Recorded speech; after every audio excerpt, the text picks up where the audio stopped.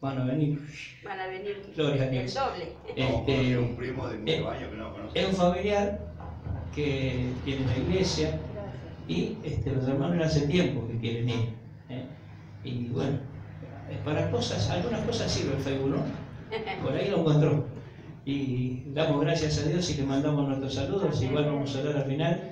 Le mandamos nuestros saludos de todos los hermanos. Y bueno, algún día por ahí podemos programar un viaje, ir a conocerlos y a disfrutar con ellos. Hoy quiero hablar de un libro que si fuera una novela sería un éxito total, pero no es una novela, es una historia real que tiene todos los argumentos como para ser, porque veo que a veces en la novela siempre ya más o menos conocemos el final y decimos, y está todo, por más que sufra y llora, ya sabemos que al final la chica y el chico que son los primeros actores se quedan juntos. Bueno, en este caso estamos hablando de una historia bíblica, una historia bíblica que aconteció en el tiempo de los jueces. Ustedes saben que hubo tiempos en los que reinaban en los demás pueblos, en las demás naciones había reyes, y en el pueblo de Dios había jueces, de los cuales se destaca Samuel, el último gran juez de Israel.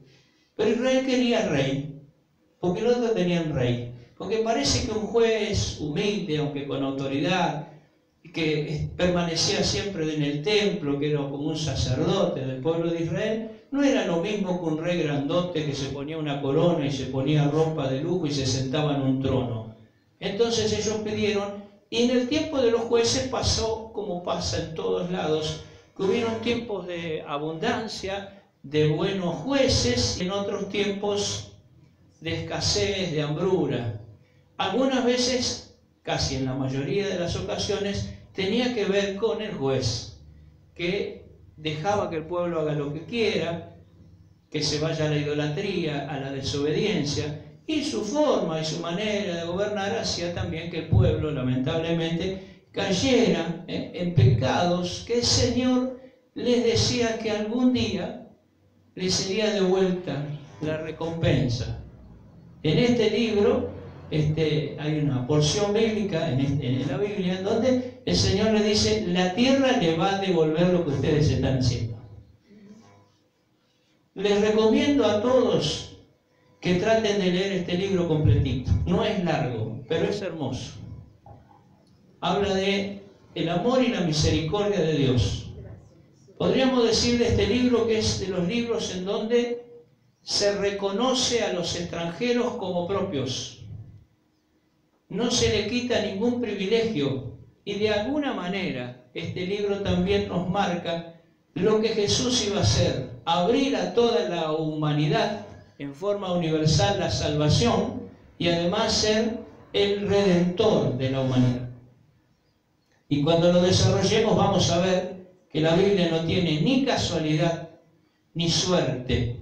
Algunos hablan de suerte, hablan de casualidad. Estas palabras al oído del Señor suenan mal. Nosotros no vivimos por suerte. No nos sale un negocio por suerte. No tenemos trabajo por suerte. Ni estamos sanos por suerte. Estamos así porque Dios está con nosotros. Si no, Él dejaría de ser nuestro sanador. Dependeríamos de la suerte. Dejaría de ser nuestro proveedor y dependeríamos de la suerte. Y por eso algunos todavía siguen jugándose un numerito a la quinela para ver si tienen suerte. Y la realidad es que la mejor provisión es la que viene sana, la que usted se gana con su trabajo, la que Dios le provee, porque usted lo disfruta, es suyo, le costó sacrificio. No tuvo que hacer nada ilegal que le cargue la conciencia. Algunos dicen, tuve una suerte, me encontré un celular. Después usted se entera que fue en la casa de un amigo y el celular era de la madre del amigo que lo había dejado arriba de una mesa y cuando se descuidó no estaba más. ¡Qué suerte que tuvo!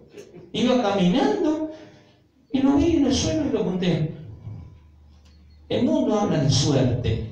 Nosotros los cristianos hablamos de providencia de Dios, de voluntad de Dios. La voluntad de Dios para que tengamos abundancia y para que a veces pasemos por pruebas que siempre serán para nuestro beneficio. Si usted supiera el final de una prueba, diría que venga, que venga.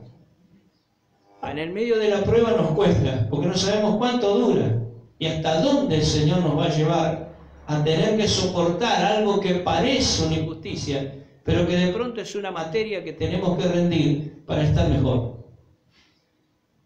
Les cuento la historia porque si me tengo que poner a leerlo todo, se va a hacer muy extenso. En el pueblo de Dios, en Belén, ¿les suena Belén? Donde nació Jesús. De donde también conocemos al rey David. Un pueblito.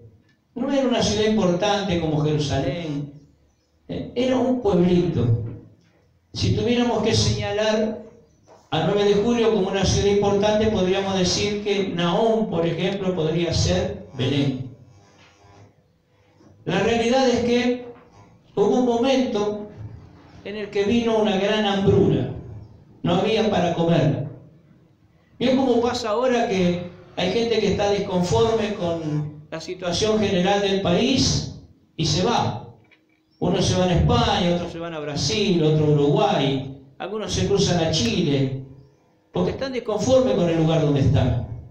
Había una familia, una buena familia, que tenía esos problemas, ¿no? ¿Qué hacemos? Hay hambre, no tenemos para comer. Tenían 2 hijos varones que definitivamente tenían que criarse.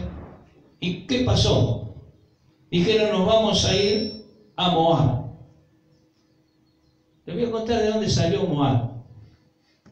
Moab fue un lugar que empezó a nacer o a criarse o a dar sus primeras raíces por una enorme inmoralidad. ¿Se acuerdan de Lot que se tuvo que ir de Sodoma y Gomorra porque el Señor prendió fuego en la ciudad? ¿Se acuerdan que la mujer se dio vuelta y quedó convertida en estatua de sal? Y también dice la Biblia que tenía 2 hijas muy hermosas. La mujer no tenía herencia antes, solo el hombre tenía herencia. Y ellas no tenían herencia, eran 2 mujeres. Y dijeron, ¿cuándo vamos a tener hijos? ¿Quién se va a casar con nosotros? Así que emborracharon al padre y tuvieron relación con él. Y de ahí nació Moab. Los moabitas, un pueblo que siempre estuvo contra los judíos, contra el pueblo de Dios. Ahí se fue esta familia. Noemí y su esposo con sus hijos se fueron a una ciudad que tenía raíces inmorales. A lo mejor tenían para comer, pero no era la mejor ciudad para vivir. La cultura era muy mala. Había entrega de los hijos al fuego, había relaciones de padre con hijas.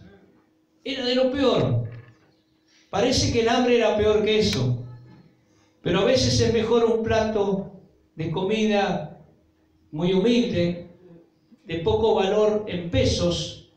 La Biblia lo señala en los Proverbios, preferible comer un plato de legumbres en paz a tener la abundancia en un palacio y no tener gozo, no tener paz, ni siquiera agradecimiento. Ellos se van y parece que la desgracia los seguía. Cambiaron de ciudad, algunos cambian de iglesia. ¿Y qué pasó cuando se fueron allá? Se murió el marido y se murieron los 2 hijos, que se habían casado con 2 mujeres de ahí, de esa ciudad. Efra y Ruth, la Ruth de la que queremos hablar en este día. En ese momento en el que todo este acontecimiento pasa, le vuelvo a repetir, la mujer no tenía herencia, así que esta mujer dijo, yo me voy a volver a mis pagos.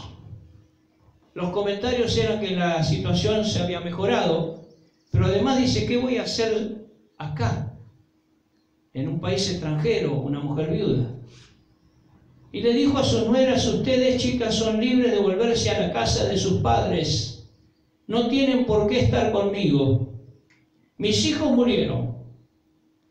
Si ustedes, por amor a ellos y a mí, esperan que yo tenga hijos, en primer lugar no tengo marido.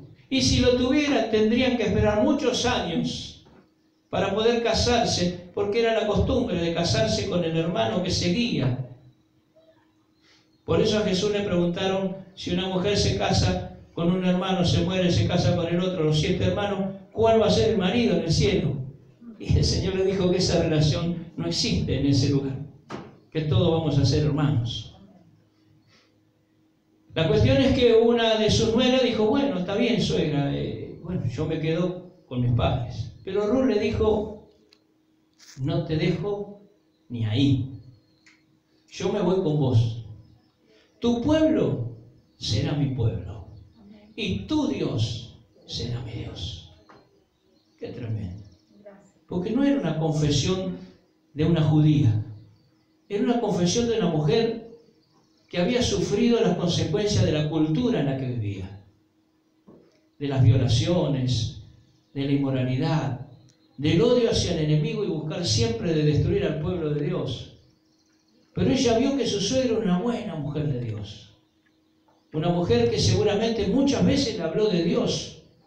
Tal vez también su suegro y los hijos. La cuestión es que se arraigó en ella una cultura y dijo, a la casa de mis padres, con la cultura que tienen, con el pensamiento que tienen, con la religión que tienen, no vuelvo, me voy con vos. Le dijo, mirá que yo soy sola, no tengo cómo sostenerme. Estoy volviendo a donde están alguna gente que es familiar o conocido, tal vez la pase mejor que acá, pero no te puedo dar una seguridad de un buen futuro.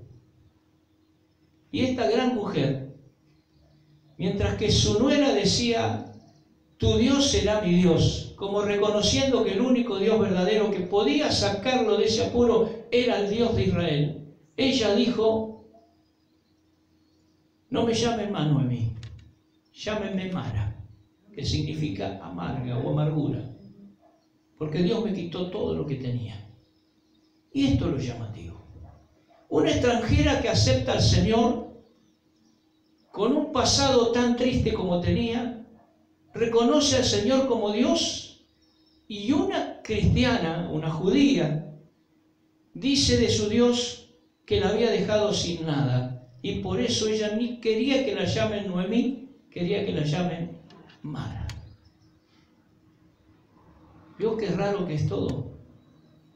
A veces hay gente de afuera que le da más gracias a Dios con sinceridad que alguien del pueblo de Dios. A veces hay gente de afuera que nunca reniega contra Dios y cristianos que reniegan contra Dios. Hay gente que admira a la iglesia aunque no congregue, hay cristianos que están dentro de la iglesia y el problema es la iglesia.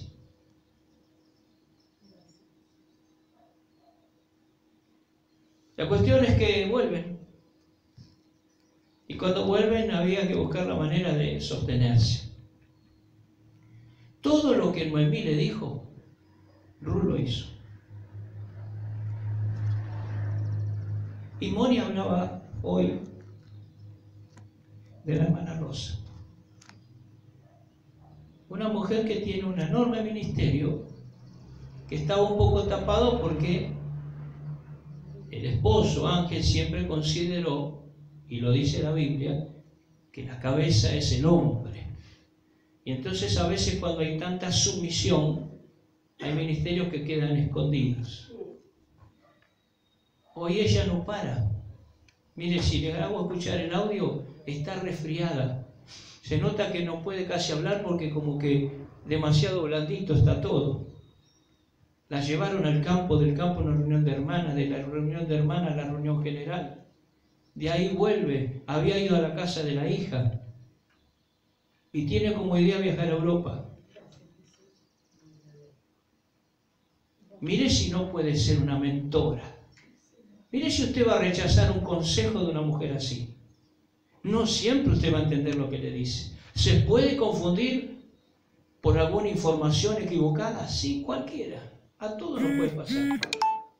Pero siempre hay que poner en la balanza, hermanos queridos, lo bueno y lo equivocado, para ver de qué lado pesa más el plato, porque perfecto no va a encontrar a nadie. Esta mujer le aconsejó ir a juntar las espigas de trigo que se le caía a la gente que cosechaba.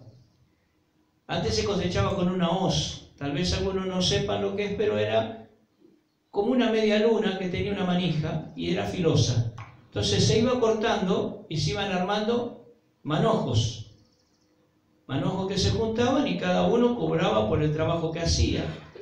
Se pesaba porque después también tenían que, al trigo, golpearlo para sacar el grano, porque al fin la paja no era lo que le iban a pagar, era por cuánto grano habían sacado. Se tenía por costumbre ir dejando, porque tampoco, ¿quién puede ir juntando todo y que no le quede una ramita? Entonces, si se les caía algo, lo dejaban, no seguían, no se volvían para atrás, era perder tiempo, era preferible seguir adelante, aunque dejar alguna cosa atrás, que querer venir limpiando el campo sin que quede ninguna rama. Entonces la suegra le dijo, andá y juntate lo que va cayendo, y con eso vamos a ir comiendo. El campo es de vos, pariente de mi marido, el único que puede ayudarte, porque no se podía salir de la familia, siempre había que seguir por el que venía, ese era el que podía redimir. Redimir significa que se podía hacer cargo de la persona, en ayudarla, en casarse con ella, en sostenerla, o bien en pagarle deudas si la tuviera. Así que ella va a ese campo, y justo viene el dueño del campo, y la ve cómo trabaja. Pregunta por ella y dice, mira, hace de esta mañana que está. Y al hombre le llamó la atención, conversó con ella, le llamó la atención porque ella estaba entre todos varones. Y ella como sierva estaba ahí, pero no pertenecía al grupo de los que cosechaban, era la que juntaba en la resaca. Hermano, hambre, vivir de lo que sobra a otros, no tener un destino, alguien que quisiera casarse con ella. ¿Qué les parece? ¿Qué situación, no? Para aquellos que dicen, a mí me va todo mal, yo de esta no salgo, ya está, con esto ya. La situación de las mujeres en ese caso, y más en aquellos tiempos donde no había ninguna ley que las valorara, eran un objeto, era bastante complicado. Entonces vos, el dueño del campo, habló con los que iban cosechando y le dijeron, como que ustedes no saben nada, despacito, en vez de hacer caer uno o dos, déjenle algunos manojos más, que ella se lleve un poco más a la casa.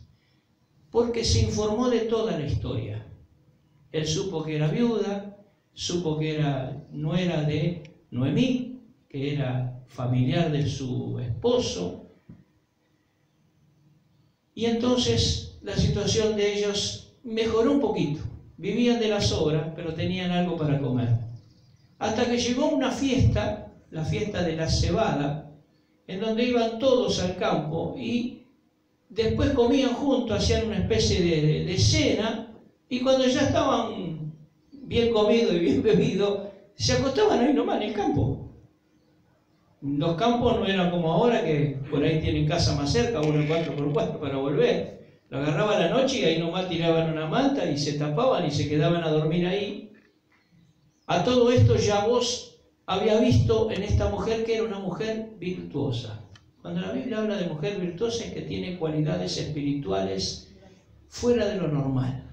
Una mujer normal es la que cumple con sus deberes, hace todo lo que tiene que hacer, pero esta era de las que vaya adelante, la que parece que sabe lo que va a pasar. Así le llama a la mujer virtuosa. Usted léalo en el capítulo 31 de Proverbios y dice, su marido no se avergüenza, sus hijos están siempre bien, ella busca la leña, ella está mostrando a alguien que no solo cumple con lo suyo, sino que además está atenta a todo lo que puede ocurrir. Y a vos le cayó bien esta mujer. Y entonces la suegra le dio una especie de enseñanza. Esta noche, cuando ella haya comido y haya bebido, andá, buscá donde está durmiendo, destapá los pies de él y acostate. No al lado, a los pies. Calcule que en el campo hacía frío cuando levantó se dio cuenta que alguien estaba, cuando vio quién era, la dejó que pasara allí la noche. Por supuesto, la Biblia enseña en este caso que no es que lo que cualquiera puede pensar, sino que él la dejó. Pero lo único que le dijo, andate antes que amanezca, porque acá son todos varones. Y acá vemos el atrevimiento de alguien que cree, primero en el consejo de la suegra y también en la providencia de Dios. Así que esa noche él le prometió casamiento. Le dijo, vos te vas a casar conmigo. El tema es que hay alguien que tiene más derechos sobre vos que yo. O sea, había un familiar que tenía el derecho antes que él porque era mayor, y entonces era el único que la podía redimir el otro. Si el redentor renunciaba, entonces el que seguía redimía. ¿Explico? Voy a explicar bien. Esta chica tenía que casarse con alguien de la familia de su suegro. Ese alguien no aceptó. Esto se hacía, después si usted lo lee completo, se juntaban unos testigos en la puerta de la ciudad, en un lugar público, y el que quería comprar o redimir le decía al que tenía el derecho, vos te querés casar con esta chica, querés mantener. Primero cuando dijo si la quería redimir dijo que sí, pero cuando le dijo te tenés que casar con ella, le dijo no. No, casarme no. Entonces, ¿compro yo? ¿Redimo yo? Bueno, le dijo. Y entonces se sacaba el zapato y le entregaba el zapato, dándole autoridad sobre la chica. Con lo que vos pagó, redimió y se casó. No fue fácil contarle toda la historia. Si usted la conoce un poquito, es más fácil entenderla. Pero mire cómo empieza la historia. Una familia muerta de hambre, para que hablemos bien clara. Que encima de eso se va a una ciudad mala, enemiga de su pueblo, donde tiene la desgracia que se le mueren todos los varones, el padre y los hijos. Y ellas se vuelven juntas. Ruth pudo haber elegido quedarse en la casa de sus padres. Pero acá aprendemos algunas cosas que voy a delinear rápidamente. Le dijo adiós al pasado. Dijo, no, yo no vuelvo a la casa de mis padres. Eso no quiere decir que usted no vaya a la casa de sus padres. Pasa que los padres tenían una cultura asesina, inmoral. Y ella dijo, se había acostumbrado a vivir entre hijos de Dios, entre personas que hablaban de Dios, que hablaban de las virtudes que Dios tenía. Al pasado no vuelvo. Segundo, tuvo determinación porque la suegra insistió en decirle, vuélvanse a sus casas, conmigo, ¿qué futuro tienen? Soy una mujer viuda, no tengo posibilidad de darles otro marido, vuélvanse. Ella tomó la decisión y dijo, yo me voy con vos, voy a ser como tu pueblo y tu Dios va a ser mi Dios. Hermano, cuando uno acepta a Cristo, no es por un rato, por 2 horas, por a ver hasta cuándo me va bien, es para siempre. Porque Él no murió para que usted pase bien 2 o 3 días, murió para que usted tenga una buena eternidad. Y acá podemos ver también que ella pudo descubrir la misericordia de Dios. No siendo nada, una mujer extranjera que andaba juntando las migas que otros dejaron, el vivir en la miseria, de golpe, vos era millonario. ¿Qué me cuenta? La que juntaba el trigo, ahora era millonario. Vos se hizo cargo de ella, pero también de la suegra, y le dio un hijo. El hijo se llamó Obed, que fue el papá de Isaí, y que el papá de Isaí, ¿de quién fue papá? Del rey David. O sea que ella pasó a ser la abuela del rey David. De ser nada, de ser extranjera, de no tener ningún derecho, en ese pueblo se transformó en parte de la genealogía de Jesús. Nosotros vamos a encontrar a Rahab la ramera y a Ruth dentro de la genealogía. Cuando usted lee el libro de Mateo y dice, de Adán nació este, nació el otro, se va a encontrar que dentro de ellos, que eran toda gente que le pertenecía porque eran del linaje escogido, encuentra dos mujeres, una prostituta y una extranjera, que pasan a ser parte de la familia, porque alguien redimió. Usted y yo no somos judíos. A usted y a mí, de acuerdo al Antiguo Testamento, no nos correspondía que el Señor nos tuviera en cuenta o nos hiciera salvo, porque no éramos pueblo de Dios.